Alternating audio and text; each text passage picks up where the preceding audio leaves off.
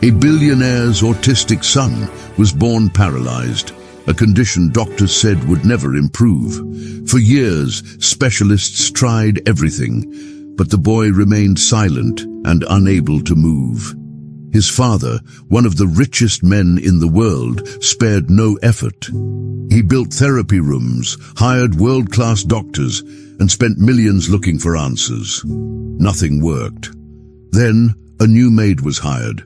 She wasn't a nurse, she wasn't a doctor, just someone with patience and attention. But within weeks, she noticed something no one else had. A small reaction. A sound, a smile. She kept observing, and slowly, piece by piece, uncovered the real reason behind the boy's condition. What she discovered shocked everyone, and would change the boy's life forever. Before we continue with this story, don't forget to subscribe to the channel and like the video. Oh, and don't forget to comment below where you're watching us from. We love to know that. Richard Wakefield was once a powerful businessman known across the world. People saw him on magazine covers and admired his success. But now, at 43, Richard was no longer in the spotlight. He lived quietly in a huge mansion, far from interviews and cameras. That mansion, full of expensive things, felt empty, without laughter or company. It was a lonely place. Richard had made a lot of money with smart strategies and long hours of work, but those things didn't matter anymore. His wife had passed away, and since then he focused only on his son, Noah. Noah was 6 years old. He had autism, used a wheelchair, and had Down syndrome. Richard had hired doctors, bought the best equipment, and worked with many therapists. He tried everything, but Noah never spoke. Richard, once cold and strong in business meetings, felt weak now. The silence from his son hurt more than any loss or failure he had faced before. Every day, Richard followed the same routine. He woke up early, helped Noah get ready, and made breakfast himself. He didn't trust anyone else with his son. They sat at a long table, but Noah never looked at him. Richard spoke gently, asked questions, and told small stories. Noah stayed quiet, eyes focused on nothing in particular. After breakfast, Richard pushed his wheelchair into the therapy room, a space filled with colorful toys, machines, and tools. Therapists came and went, trying different methods, pictures, sounds, even animals. But Noah remained still and silent. Richard watched every session, hoping to see a reaction, even a small one. Sometimes Noah flinched or looked around, but he never spoke. Richard often asked himself what he was doing wrong. He wanted to connect. He wanted to hear his son's voice. Not for recognition or reward, just to know that Noah was there inside and trying. The silence felt like a wall Richard couldn't break. Richard's mind was full of questions and worries. He read every article and book he could find about children like Noah. He talked to doctors, traveled for consultations, and bought the newest devices. He spared no expense, hoping one of them might finally help his son communicate. He tried speech therapy, music therapy, even sign language. Nothing worked. Each failed attempt brought disappointment, but Richard never stopped. He remembered how easy it had been to control business deals, how simple numbers and logic had seemed. But now, with his own son, none of that helped. Noah didn't respond to logic or money. Richard spent nights awake, staring at the ceiling, listening to the soft sounds from the baby monitor next to his bed. He worried about the future. What would happen to Noah when he wasn't around anymore? Who would care for him? The thought filled Richard with fear. He felt helpless, something he had never felt before in his life. Despite everything, Richard didn't give up. Each morning he tried again. He talked to Noah as if he could understand every word. He told him about the weather, the trees outside, and even stories from when he was a child.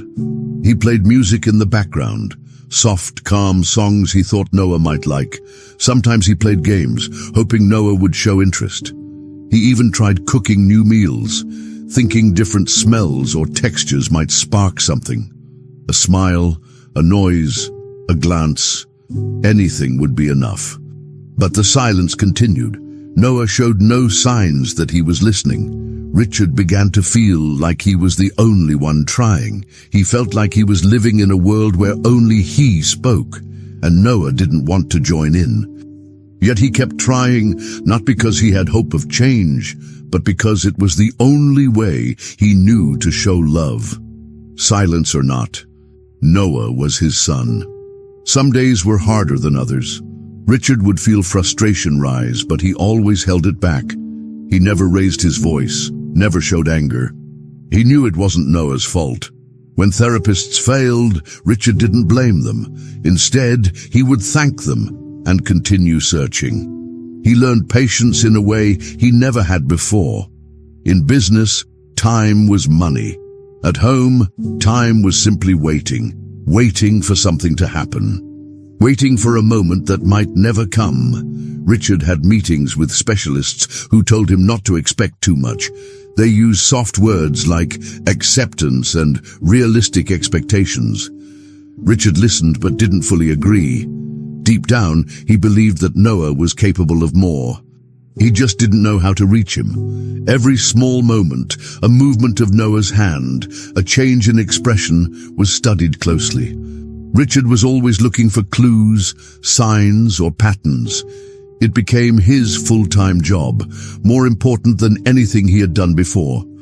One afternoon, as sunlight entered the wide windows of the mansion, Richard sat beside Noah in the living room. He was tired, but he didn't show it. He placed a small toy in Noah's hand and watched. Noah didn't react. Minutes passed. Then Richard began speaking softly, like always. He told a story about his wife, about how she had loved music. He described a day at the beach long ago before Noah was born. His voice was calm and slow. He didn't expect a reply. He just wanted to be close. He looked at Noah and smiled gently. Noah didn't look back. His eyes remained distant. The toy slipped from his hand and fell to the floor. Richard picked it up and gave it back to him. Still no reaction. He sighed and leaned back on the couch, staring at the ceiling. The silence between them continued. And in that silence, more than anything, Richard felt the weight of being a father who only wanted one thing: to hear his son say a single word. Julia Bennett was 27 years old and had just experienced the worst moment of her life. Not long ago, her newborn daughter died. It happened suddenly, and nothing could have prepared her for the pain. Since then, Julia had been trying to stay strong. She didn't talk much about it. Most people around her avoided the topic. The silence made it worse. She spent days at home, not knowing what to do, unable to sleep well or eat properly. After a few weeks, she decided she needed to do something to feel alive again. That was when she found the job offer. It wasn't glamorous or exciting, but it was a fresh start. She accepted a position as a housemaid at the Wakefield mansion. Julia didn't care about the size of the house or who lived there. She just wanted peace and routine. With quiet determination, she packed her few belongings and took a bus toward the new place. When Julia arrived at the mansion, she noticed how quiet it was. Everything was perfectly clean and well organized, but there was a strange feeling in the air, like the house was frozen in time. A man greeted her, Richard Wakefield. He was polite, but distant, speaking clearly and without emotion. He explained her duties and told her about his son Noah. Julia listened without interrupting. She had worked in other homes before, but something about this job felt different. As she walked through the hallways and rooms, she noticed how many things were made for a child: therapy equipment, colorful books, toys, soft chairs. But there was no noise, no laughter. Later, when she saw Noah for the first time, he was sitting quietly in his wheelchair, not looking at anyone. Julia didn't say anything. She simply nodded to Richard and began her tasks. She didn't feel nervous. She knew she had come there for a reason, even if she didn't know what it was yet. Julia didn't act like the other staff who had worked there before. She didn't treat Noah with fake kindness or forced smiles. She didn't speak to him loudly or try to get a reaction. She simply did her work and stayed close when needed. Sometimes she cleaned the room while Noah was present. She made sure not to make loud noises or move quickly. She noticed how easily he became overwhelmed, but she also noticed how calm he became when someone didn't force anything on him. So she respected that. When she finished her tasks, she sometimes sat on a chair nearby, doing nothing in particular, just being present. Noah didn't look at her, but he didn't seem bothered by her presence either. Richard watched this from a distance. He was surprised. Most new workers tried too hard or gave up quickly. Julia didn't do either. She was just there, calmly, without questions or expectations. And somehow, that started to matter. Over the next few days, Richard started to notice small changes. Julia was quiet, but her presence seemed to bring a different energy to the house. It wasn't that Noah reacted to her in any big way. He still didn't speak, didn't make eye contact, and barely moved, but something felt easier. He no longer turned away when she entered the room. He no longer stiffened when she placed something near him. It was hard to explain, but Richard felt it. One day, Julia placed a small toy in front of Noah. She didn't say anything, just left it there and returned to her cleaning. Noah didn't touch it, but he looked at it for a few seconds longer than usual. Richard saw it. Julia didn't point it out or make a comment. She just continued her work. That simple, respectful approach was new. Richard had never seen someone handle things like that before. It made him curious about who Julia really was. Richard slowly began to talk more with Julia. It wasn't much at first, just small comments, polite questions. But she answered with honesty and never tried to impress him. Eventually, she told him about her daughter. She didn't cry or ask for sympathy. She just explained it, like someone who had accepted something painful but wanted to keep moving. Richard was surprised by her honesty. He didn't know what to say, but Julia didn't seem to need comfort. She just wanted to be understood. That made him respect her more. Over time, Julia became more than just a housemaid. She became a part of the house's quiet routine. She fit into the silence instead of trying to break it. Richard appreciated that. He'd grown used to being alone with Noah, thinking no one else could understand. But Julia didn't try to understand everything. She just stayed, and that was enough. Her presence didn't fix anything, but it helped.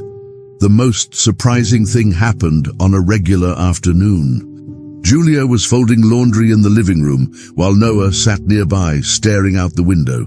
Without thinking much, she began humming softly. It wasn't a song with words, just a simple melody. Richard walked in and paused. He expected Noah to ignore it like always. But this time, Noah moved his head slightly. It was almost nothing, just a small tilt toward the sound. Julia didn't even look up. She just kept humming. Richard stood still, not wanting to interrupt. After a minute, Noah's fingers twitched a little. Again, it wasn't much, but to Richard it was everything. It was the first sign that maybe, just maybe, something was changing. Julia didn't celebrate. She didn't say anything afterward. She just kept working like usual.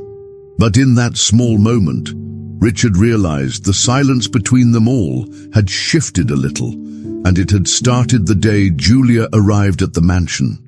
Over time, Julia started noticing small things in Noah's behavior. At first, they didn't seem important. But the more time she spent with him, the more she began to pick up on patterns. Noah had his own way of reacting to the world. He didn't talk, didn't make eye contact, and rarely moved much. But there were little signs. He would turn his head slightly when certain noises happened, like when someone poured a glass of water or when it rained outside. He didn't react the same way to music or voices, but sounds related to water made him seem more awake. Julia started testing this. She would run the faucet slowly when cleaning, and she noticed his fingers moved more when he heard it. When it rained, she would open a window just a bit, and Noah would sit more calmly. It wasn't much, but Julia paid attention. She didn't rush anything. She just kept observing day by day. One afternoon, she was pushing Noah's wheelchair through the garden behind the mansion. It was a quiet area with trimmed grass, bushes, and a few tall trees. The air was warm, and the sky was clear. As they walked, Julia noticed a slight change in Noah's posture. He was sitting a little straighter and moving his fingers. She followed his gaze and saw he was looking toward the pool at the far end of the garden. The water made soft, splashing noises as the filter system moved it around. Julia stopped the wheelchair. Noah kept looking at the water. His lips were closed, but there was a very faint smile. His hands moved again, just slightly, but enough to show that something was happening inside him. Julia leaned down and said quietly, "You like that, huh?" She didn't expect a reply, of course, but she felt like he understood. That simple moment made her feel hopeful. Maybe she had found something that truly reached him. From that day on, Julia made a small change in their daily routine. Every morning after breakfast and before the therapy session, she took Noah outside for a short walk to the pool area. She didn't force anything. If Noah didn't want to go one day, she wouldn't push it. But most days, he stayed calm during the trip. When they got close to the water, she would park his wheelchair nearby under some shade. They sat there for a while, listening. Sometimes the wind moved the water a little. Sometimes birds landed close. Noah still didn't speak or react like other kids, but his body language was different now. He seemed more comfortable. He wasn't as stiff. His fingers moved slowly, rhythmically. Julia noticed he didn't blink as much. He was focused. She didn't try to make it more than what it was. But it was clear something inside Noah responded to the sound and movement of the water. As the days passed, Julia started seeing even more signs. Noah's shoulders relaxed near the water. Once, when she gently splashed her hand into the pool, he turned his head quickly toward the sound. It was the fastest reaction she had ever seen from him. She didn't make a big deal of it. She just kept doing what felt natural. Sometimes she would sit next to him and let her fingers tap the edge of the pool.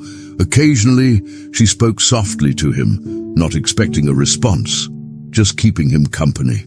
She noticed his breathing became slower during these moments. One day while she was cleaning near the garden later in the afternoon, Noah made a soft sound. It wasn't a word, just a noise, but it was new. It came right after they returned from the pool. Julia froze. She didn't know what it meant, but it felt like something important. She didn't tell Richard yet. She wanted to be sure. Julia started asking herself deeper questions. What if the pool was more than just something Noah liked? What if it could become a tool, a way to connect with him more directly? She had read that water therapy sometimes helped children with special needs, especially those with sensory issues. The feeling of water, the sounds it made, and the gentle pressure could be calming or even stimulating. But she didn't want to get ahead of herself. She knew how easy it was to see meaning where there was none. Still, the signs were there. She considered speaking to Richard, but she hesitated. He had seen so many professionals try and fail. She didn't want to be just another person with a suggestion that led nowhere. But inside, she felt like this wasn't just a guess. It was something real. She had watched Noah closely, and this wasn't just coincidence. There was joy, real joy, in those small hand movements and slight smiles. One morning, after a night of thinking, Julia decided to bring it up. Richard was in his office, going through documents. She knocked and waited. When he looked up, she entered and spoke carefully. She told him what she had seen, how Noah responded to the pool, how his hands moved differently, how his body relaxed. She mentioned the sound of water and how Noah seemed drawn to it. Richard listened without interrupting. He didn't react strongly, but he didn't brush it off either. After a pause, he said, "Let's try something." That afternoon, the three of them went outside. Julia led Noah's wheelchair while Richard walked beside them. They sat near the pool like before. Julia touched the water and made small splashes. Noah watched, just as he had before. Richard leaned down and looked at his son. He saw the movement in the hands. He saw the small smile. And for the first time, he felt that maybe, just maybe, something was finally starting to change. It was a hot, late afternoon, and the sun still hung above the backyard when Julia decided it was time to try something new. She had thought about it for days, maybe even weeks. Every time she and Noah visited the pool, he showed more comfort, more interest. He moved his hands more, breathed calmly, and sometimes made soft sounds. But today felt different. Julia had a small flotation vest ready. She had asked permission from Richard earlier in the week, and though he didn't say yes directly, he also didn't say no. That was enough for her. She carefully helped Noah into the vest, checking every strap and making sure it fit snugly. He didn't resist, which already felt like a win. With slow movements, she sat by the edge of the pool, holding him close. Then, keeping one arm tightly around him, she slowly stepped down into the water, both of them entering together for the first time. Noah's body reacted immediately to the water. His arms tensed, and he pulled his shoulders up slightly. Julia held him tighter. "It's okay, I've got you," she whispered. She didn't rush anything. They stayed by the pool's edge for a few moments, letting him get used to the new feeling. The water reached his chest, and she could feel him trembling slightly. But he didn't scream. He didn't panic. Slowly, his body adjusted. Julia moved backward just a little, letting the water carry more of his weight. The float kept him up, and her arm stayed firmly around his waist. After a few more seconds, something changed. His shoulders dropped, his hands moved through the water gently, and his head tilted back. Then, out of nowhere, he let out a small, quick laugh. It was a short, clear giggle. Julia froze, her eyes wide. She had never heard that sound from him before. Her heart jumped. For a moment, Julia didn't know what to do. Her chest tightened, and she felt a strange mix of happiness and fear. She didn't want to scare him by reacting too much. But she couldn't help it. Her eyes filled with tears and a quiet laugh escaped her lips. She kept holding him, floating slowly in the water, moving in small circles. Noah didn't laugh again, but his face stayed calm. He seemed to enjoy it. He wasn't stiff. His fingers moved along the surface of the water, feeling it, splashing just a bit. Julia watched every small movement like it was the most important thing in the world. She thought about all the days she had sat near this pool with him, hoping for something, anything. And now, here he was, floating, relaxed and laughing. It was just one sound, but to her, it meant everything. She whispered to him again, "You did it, Noah. You really did it." He hadn't planned to go outside, but something had made him stop working and look through the window. He had seen Julia walking Noah toward the pool earlier and felt unsure about it. Now, curious, he stepped outside and followed the path. As he reached the edge of the yard, he stopped.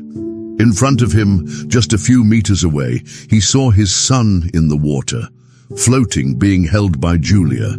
He couldn't move for a second, his eyes focused on the boy's face. He saw the way Noah moved his hands. He saw the way Julia held him with care. Then he heard the sound. Noah laughed again, just once, short and light. It was faint but clear. Richard's heart pounded. He couldn't believe it. His son was laughing. In water. With someone else. With her. At first, Richard's reaction was confusion. He didn't know what to feel. He had always been protective, cautious, maybe even too controlling. He never trusted anyone fully with Noah. And now, here was Julia, doing something he had never managed to do. She had taken his son into the water without fear. She had made him laugh. Richard took a step closer but didn't interrupt. He kept watching, realizing something was happening that he couldn't ignore. His fear, the fear that something would go wrong, that Noah would get hurt, that people wouldn't understand, began to fade. He saw that Julia wasn't forcing anything. She was calm, patient, and fully focused on Noah. She was helping him feel safe. Richard felt a lump in his throat. He had waited years for a moment like this, and it wasn't happening in therapy, or with a doctor, or in some special program. It was happening right here, in his backyard, with a woman who simply cared. As Julia turned toward the garden and saw Richard standing there, she froze for a second, but then she nodded gently, as if asking for his silent approval. He didn't speak. He simply nodded back and walked a little closer, still keeping distance. Noah didn't notice. He was focused on the water, on the feeling of floating, and on Julia's arm around him. Richard sat down slowly on a nearby chair, watching the scene unfold. He didn't try to take control. He just watched. The tension between him and Julia had always been unspoken, full of limits and formal lines. But now, something had changed. This wasn't about roles or titles anymore. This was about Noah. And for the first time, he was smiling. Julia continued moving slowly through the water with the boy, her expression soft and emotional. And Richard, sitting there, finally understood. This wasn't just a swim. It was the beginning of something much bigger than fear. Richard walked slowly toward the pool. His steps were steady, but his heart was beating fast. He had just seen his son laugh for the first time. That alone had shaken something inside him. Now, as he got closer, his eyes stayed on Noah. The boy was still floating in the water, supported by Julia, who held him with calm and care. Richard didn't want to interrupt. He didn't want to break whatever was happening. He stayed quiet, watching every movement. Julia didn't say a word either. She kept Noah close, her hands steady. Then, something unexpected happened. As Richard stood near the edge, Noah turned his head toward him. It was a slow, deliberate movement. Their eyes met, and then in a soft voice, Noah said, "Daddy." Just one word. It was quiet, barely above a whisper, but it was clear. Richard froze. His body went still. His eyes widened. He had waited years for this moment.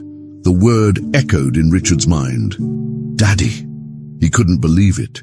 He stared at Noah, hoping he had heard right, afraid to even breathe in case it was just his imagination. But it was real. It had happened. Richard's legs gave out and he dropped to his knees by the edge of the pool. His hands trembled. He didn't care about his clothes getting wet or how he looked. Tears streamed down his face without control. Years of pain, frustration, fear, and helplessness came pouring out. He had lived in silence for so long, thinking his son might never speak. He had accepted it, or at least told himself he had. But now, with just one word, everything changed. Julia stayed still in the water, her arms around Noah. She didn't speak. She didn't need to. Her eyes met Richard's, and they both understood the weight of that moment. Nothing needed to be explained.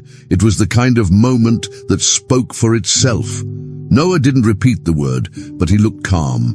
His fingers were still moving slightly in the water, and his breathing was steady. He didn't seem afraid or confused. In fact, he looked more present than ever before. Julia gently adjusted her hold on him to keep him comfortable. Richard wiped his face with both hands, trying to catch his breath. He looked at his son again, studying every detail of his face. Noah wasn't just reacting to the water or a moment of comfort. He had made a connection. He had looked at his father and chosen to speak. That meant more than any therapy report or medical update ever had. Richard reached out and touched Noah's hand, slowly, carefully. Noah didn't pull away. He let his hand rest there, soft and light. Richard turned to Julia and said in a quiet voice, "Thank you." She didn't answer. She just nodded once, her expression gentle and steady. Richard sat on the ground beside the pool, not ready to stand. He wanted to stay close. He wanted to remember every second. He watched his son floating, still held safely in Julia's arms. For the first time, he didn't feel powerless. He didn't feel lost or unsure. He felt connected. He realized something important. Noah had never been incapable of speaking. He had never been completely closed off. He had just never felt safe enough to let something out. It wasn't about teaching him or fixing him. It was about giving him space. A space without pressure. A space where silence wasn't a failure. Julia had created that space with simple actions. Patience, presence, calm. Richard had spent years looking for solutions in expensive places, chasing results. But the answer had been something smaller and quieter. The freedom to feel safe, to express. Richard watched Noah move in the water, and for the first time he believed in real progress. Julia continued to float with Noah for a few more minutes. She didn't rush anything. She could feel the change in the boy's posture. He trusted her. His body was relaxed. He wasn't just tolerating the experience, he was participating in it. Every small movement he made felt intentional. Julia looked at Richard again, and this time she saw something new in his face. It wasn't just shock or emotion, it was understanding. He had seen what she had been noticing for weeks, that Noah wasn't unreachable, that the silence wasn't a wall, it was a protection. And now, for the first time, that protection had started to come down. They stayed in that moment a little longer, no one in a hurry to move. It was like everything had paused around them, giving space for this one truth. Noah had spoken, not just with his mouth, but with his whole presence. And that moment had changed everything for all of them. As the sun began to dip lower in the sky, Julia slowly guided Noah back toward the edge of the pool. She helped him out gently, drying him with a towel she had prepared. Richard stood and took the towel from her, finishing the job silently. Together, they dressed him and placed him in his wheelchair. Noah was calm, his head tilted slightly, his eyes open and alert. Richard looked down at him, still unable to believe what had happened. One word had broken through years of silence, but more than that, it had opened a new door. He looked at Julia, and something in his heart shifted. He no longer saw her as just an employee. She had done something no expert had ever done. She had reached his son. And right there, with the last bit of sunlight touching the ground, Richard understood.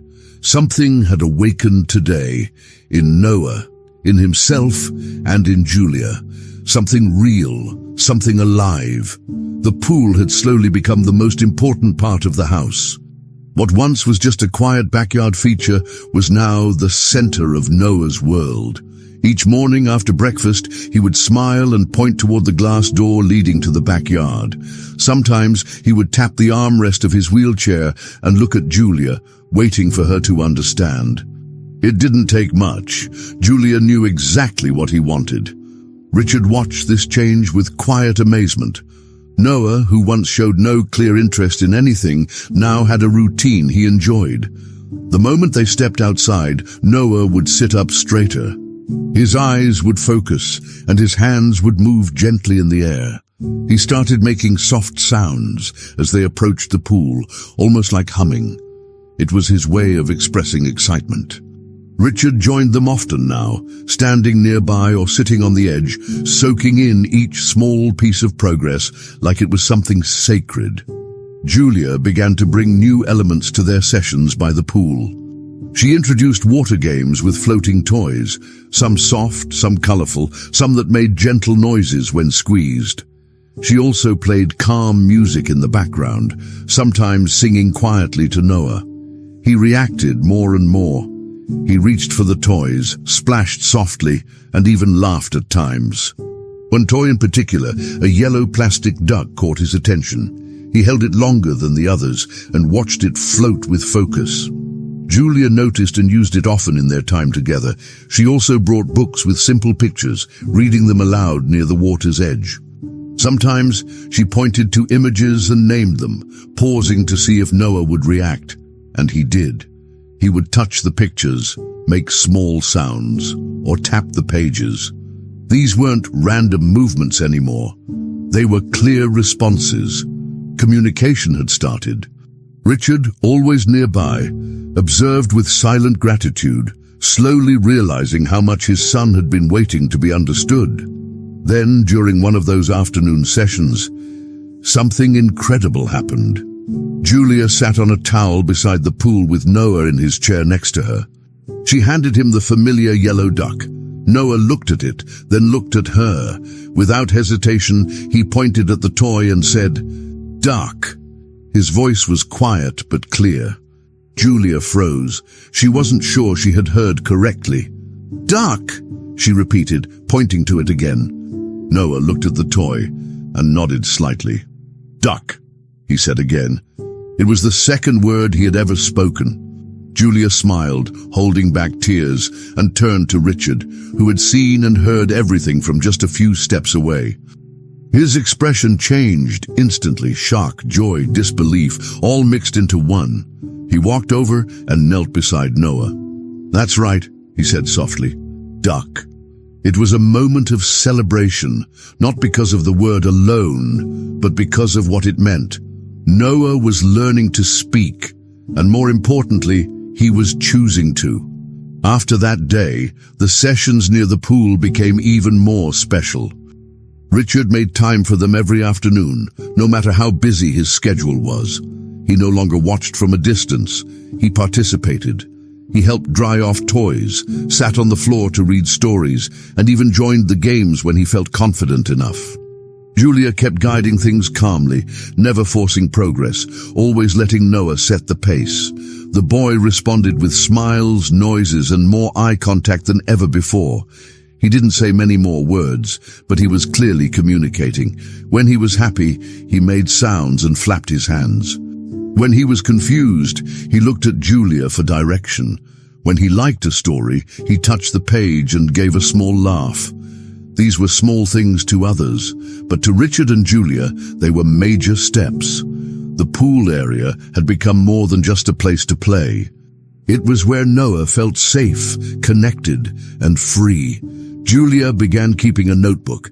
Every time Noah made a new sound, pointed at something, or responded to a story, she wrote it down. She shared the notes with Richard, who read each page carefully. They talked about new strategies, new books to try, and different toys to introduce. They worked like a team, always focusing on what Noah enjoyed most.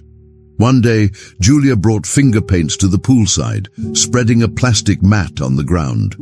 She guided Noah's hands through the colors, and to their surprise, he didn't pull away. He touched the paper, smeared blue and yellow together, and even smiled when Richard dipped his own fingers into the paint. Another time, they played with bubbles, and Noah reached for them with genuine excitement. These activities weren't just for fun. They were building blocks. Each one taught Noah something: cause and effect, texture, communication. And slowly, his own way of talking was becoming clearer every day.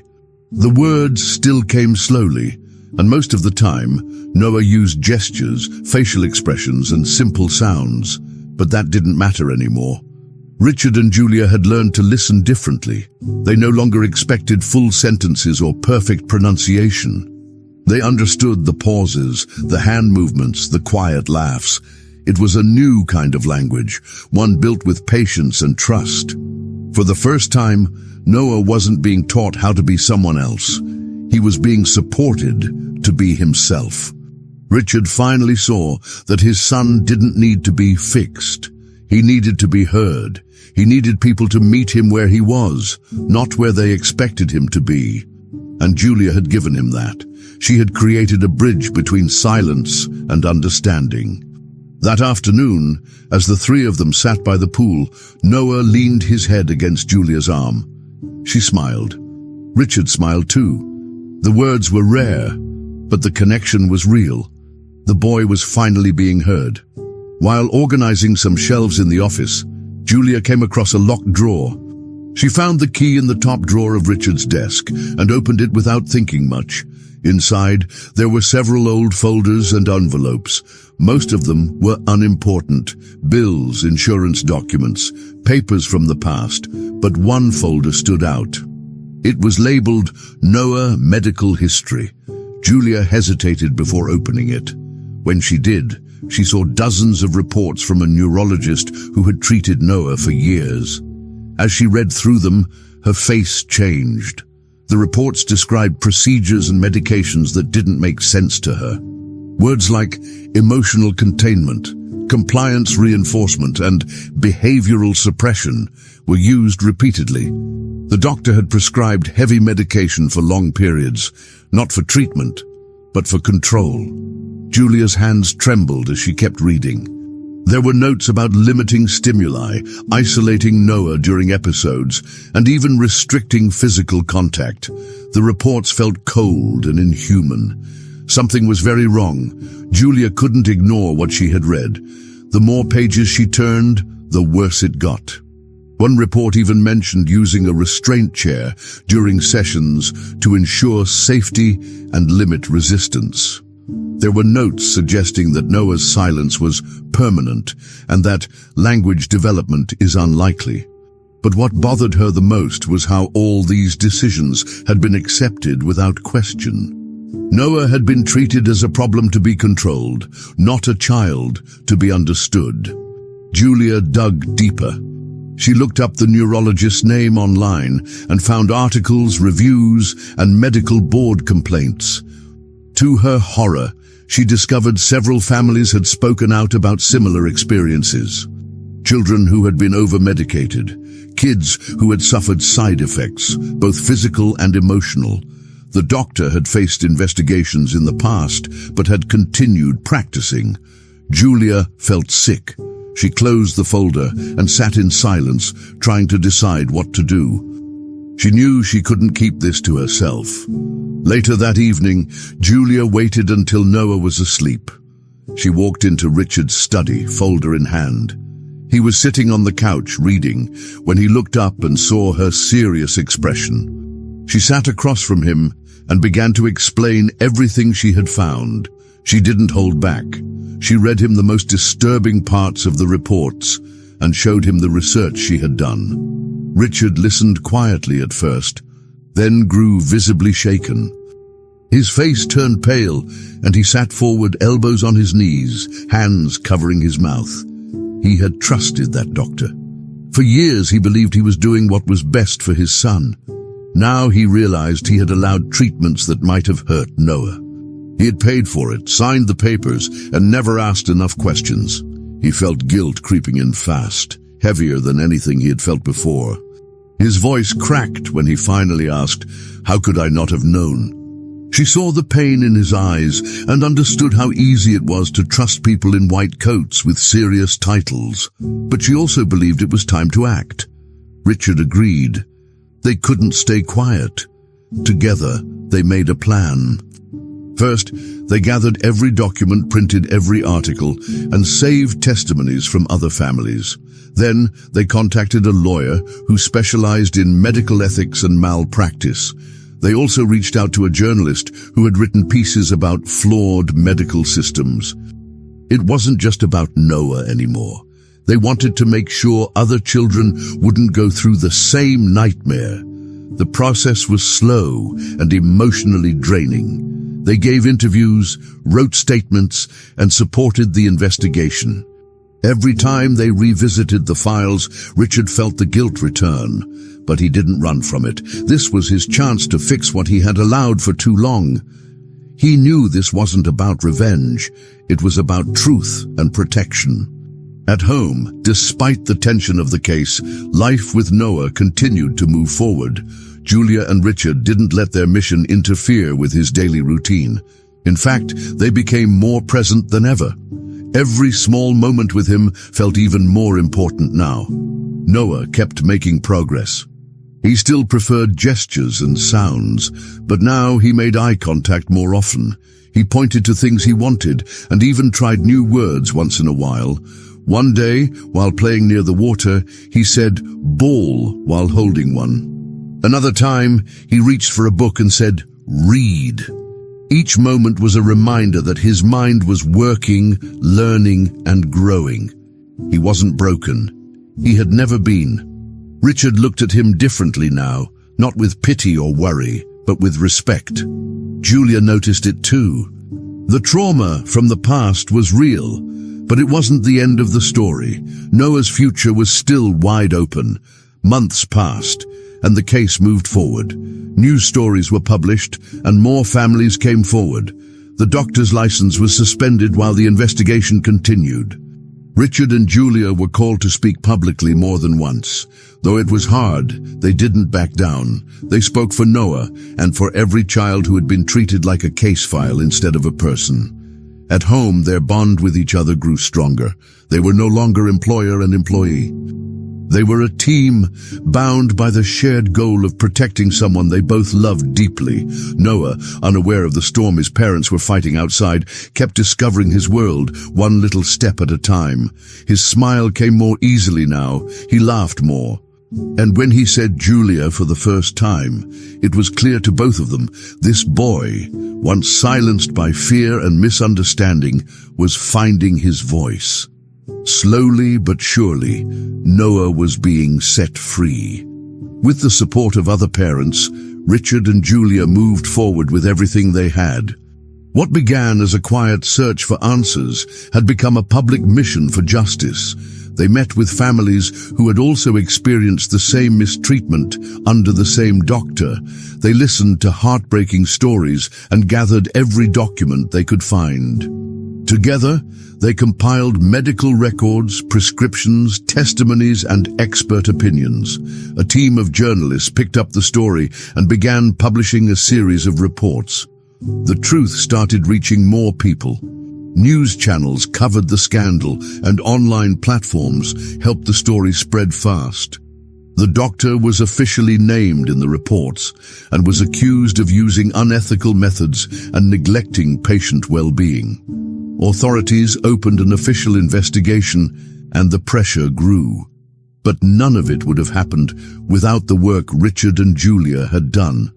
They didn't stop after exposing the truth.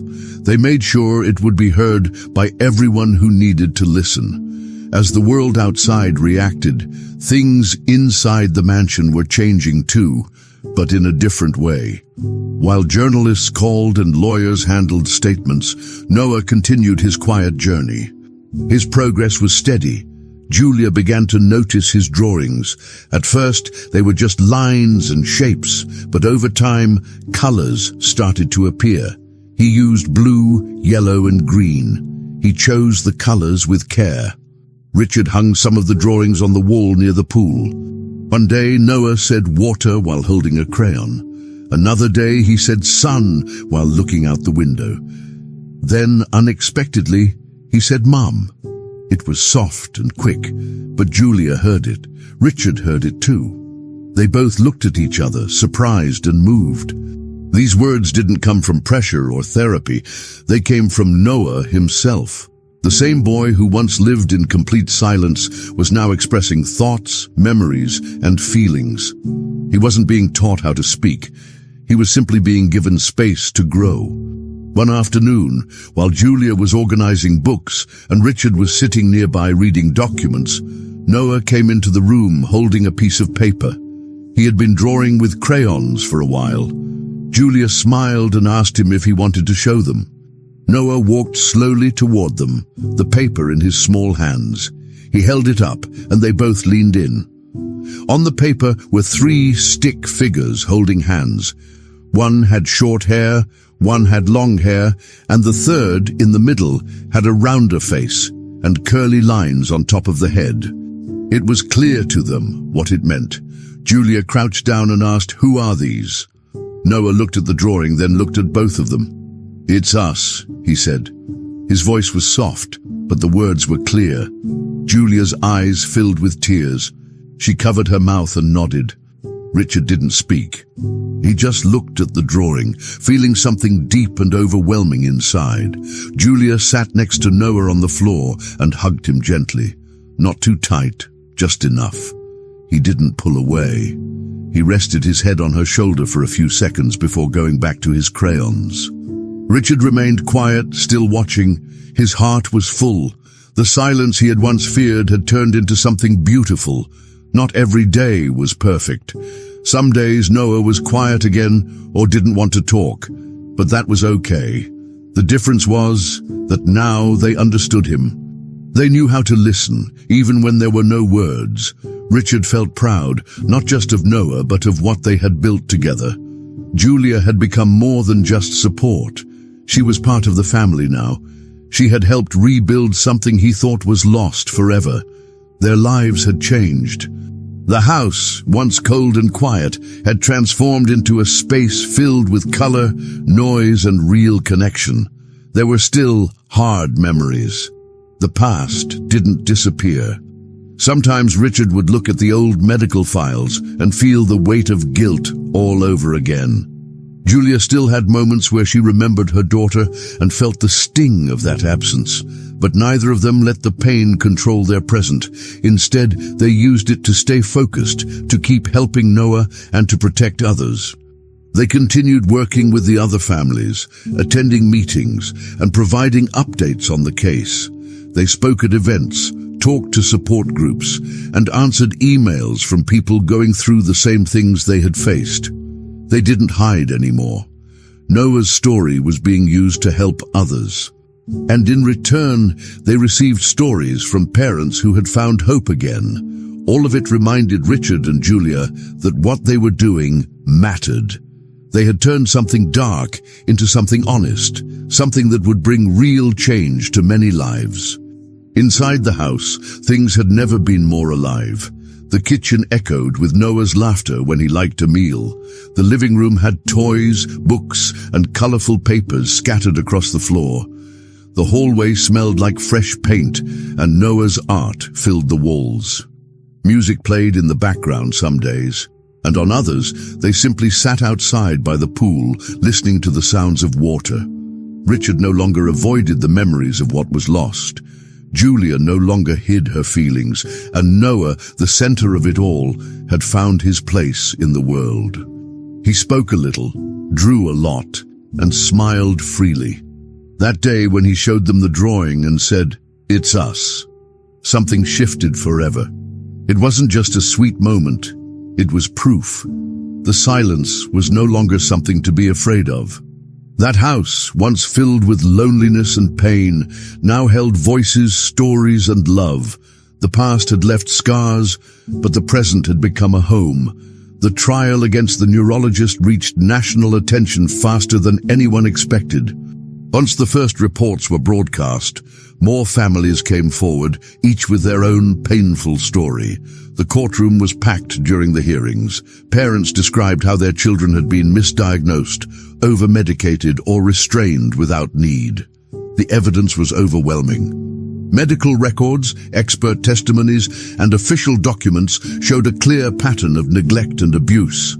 Richard and Julia were present at every session. They spoke calmly, firmly, with all the truth they had collected. Journalists followed the case closely. Articles appeared daily. The public reaction was strong, and social media helped spread awareness even further. When the final verdict came, there was no doubt left. The doctor was found guilty on multiple counts and sentenced. It was a moment of justice, not just for Noah, but for every child who had suffered in silence. Richard and Julia didn't celebrate loudly, but deep inside, they both felt a weight lift. Back at home, far from the courtroom chaos, life felt completely different. The mansion that once echoed with silence now had a soft hum of activity. Richard had made a decision shortly after the trial began. He converted one of the empty rooms into an art studio just for Noah. He painted the walls white and installed large windows so the sunlight could fill the space. There were shelves with paints, crayons, markers, and colored paper. A low table and chairs made it easy for Noah to sit and draw comfortably. Julia helped set everything up. The moment Noah walked into the room for the first time, his eyes lit up. He ran his fingers along the shelves, picked out a crayon, and began drawing. Since that day, it became his favorite place in the house. Each morning after breakfast, he would go straight to the studio. He drew shapes, people, animals, and especially the things he loved most: water, sun, and his favorite color, pool blue. Julia had become more than just part of the routine. She was part of the family. Her bond with Noah had only grown stronger. She knew when he needed quiet, when he was ready to try new things, and how to encourage him without pressure. Some days she sang while he drew. Other times they painted together or read books on the floor. Noah had started naming colors without being asked. Red, he'd say, pointing to a bright crayon. Yellow. Blue. He loved saying blue, but especially pool blue, his version of the soft turquoise shade of the water he adored. He'd press the crayon hard against the paper, scribbling it with excitement. Julia would smile and ask him to describe his drawings, and sometimes he did. Slowly, words became part of their games.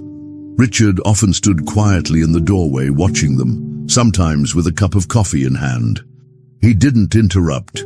He just observed, grateful for the peace that had taken so long to arrive. Noah's world was no longer limited to therapy rooms and quiet hallways. He explored the garden, played with simple toys, and sometimes helped Julia bake cookies. He made messes, got paint on his clothes, and sang short, made-up songs while moving around the studio. His laughter filled the spaces that used to feel empty. Richard realized how much his home had changed. There were signs of life everywhere, art on the walls, toys under the table, books left open on the couch. It no longer looked like a museum. It felt lived in. It felt warm. Richard had started smiling more, not just out of politeness, but because he felt happy, truly happy. He had been through so much pain, silence, and guilt, but now his house was filled with the very thing he thought he had lost. Joy. Not perfect, not constant, but real. Julia and Noah had shown him that healing didn't need to be dramatic. It just needed to be honest. Without needing to say it out loud, the three of them had formed a new kind of family. There were no labels, no expectations. They had found comfort in small things, shared meals, quiet afternoons, and simple routines. Each had carried heavy memories from the past. But together, they were creating something new. Julia never tried to replace what had been lost, and Richard never asked her to. She was just there, present, steady. Noah responded to that with trust. One afternoon, he drew a picture of three people sitting in the sun. He pointed to the tallest and said, "Daddy," then to the one with long hair, "Julia," and finally, to the smaller one, "Me." Richard kept that drawing on his desk. It reminded him that love could grow even after everything else had fallen apart. It didn't have to look like anyone else's story. It just had to be real, and this, whatever it was real through and through. There was no final chapter, no perfect ending, but there was something better. Stability, a new rhythm, a peaceful home. Richard still had moments of doubt, sometimes remembering the years lost or the mistakes made. Julia still grieved her own pain quietly, but those moments didn't define them. What defined them now was the way they looked at each other at the dinner table, the way Noah reached for their hands when walking through the yard, the way their lives had blended naturally without needing to force anything. The house, once so cold and quiet, was now full of meaning. Paintings on the fridge, music from the speaker, a half-finished puzzle on the floor. Richard didn't need to chase answers anymore. He just needed to be present. And as he stood one afternoon watching Julia and Noah laugh together under the sun, he realized something simple. Love had arrived. Slowly, without noise. Not as a reward, but as a result of truth, care, and time. Years had passed since the days of quiet afternoons by the pool and finger painting in the studio. Noah was no longer the small boy who spoke only a few words and hid behind silence. He had grown into a confident young man with his own personality, interests, and voice. His story had slowly spread over time, first through friends, then community groups, then national media. People were inspired by how far he had come. Now, a large auditorium was filled with guests, families and professionals from across the country. They had come to celebrate stories of resilience and growth. Noah was one of the people being honored that evening. Dressed in a sharp blue suit, his favorite color, he waited backstage with Julia. He wasn't nervous, he was excited. His hands fidgeted a little, but his smile stayed wide. Julia looked at him with pride. She adjusted his collar, just like she used to fix his drawings years ago, gently, patiently, with love. When the moment came, Noah walked slowly onto the stage, holding Julia's hand. The audience stood up and applauded before he even reached the microphone. The stage lights shone brightly, but he didn't flinch. He stood tall, looking at the crowd without fear.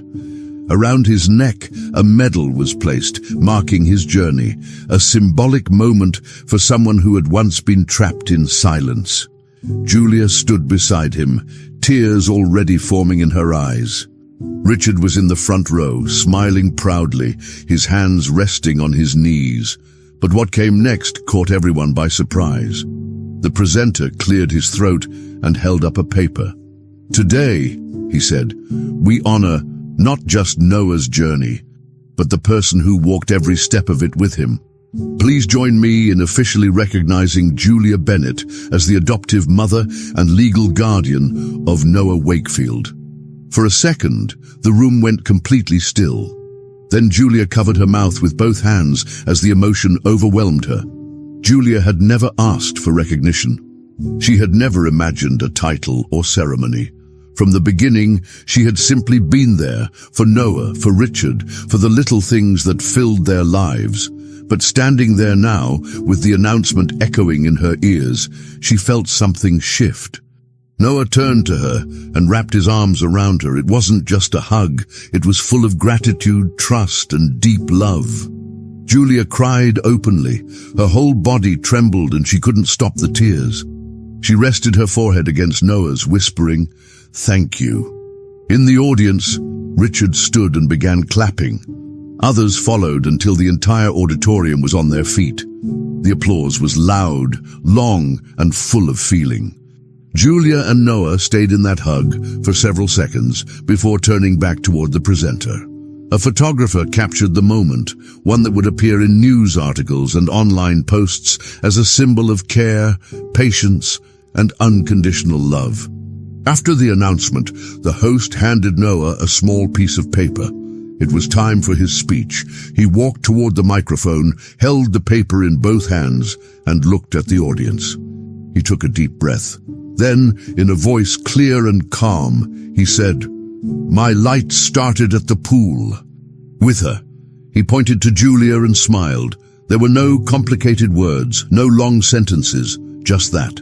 Simple and true. The room went completely silent. People held their breath. Even the cameras stopped clicking for a second. Then, as if all at once, the silence broke into loud applause, cheers, and even tears from some in the crowd. Richard wiped his eyes with a tissue and sat back down, overwhelmed with emotion. It was the moment he had dreamed of during the darkest years, and now it was real. Noah was not just being seen, he was being heard, celebrated and understood on his own terms. After the ceremony, there was a reception in the lobby. People lined up to meet Noah and Julia. Parents asked questions, teachers shared thanks, and strangers told them how deeply their story had touched them. Julia listened kindly, a little overwhelmed, but deeply moved. Noah smiled at each person, sometimes nodding, sometimes answering quietly. Richard joined them after a while and stood beside them, not as a businessman or a figure of power, but simply as Noah's father. The three of them stood together as a unit. It was clear to anyone watching that they were a family, bound not by blood, but by years of shared moments, hard choices, and slow victories. There were still challenges in Noah's life, of course. He still had days of quiet confusion and difficulty. But the difference now was that he wasn't alone. He had two people beside him who never stopped believing, even when the rest of the world didn't understand. The evening ended with laughter, photos, and one last round of applause as the family left the event together. They got into the car, Noah holding the medal in one hand and Julia's hand in the other. Richard drove, occasionally glancing back at them in the mirror. No one needed to say much. The silence between them was comfortable, full. When they got home, Noah placed the medal on the table next to one of his old drawings, the one with the three of them holding hands. Julia looked at it and smiled. Richard put his arm around her, and Noah leaned against both of them. That night, before bed, Julia tucked Noah in like she always did. As she turned off the light, he said softly, "Good night, Mom." She paused for a second, her heart full. "Good night, my love," she whispered. Outside, the world was quiet, but inside that house, where it all began, there was nothing left but love and peace. Finally, we've reached the end of this story.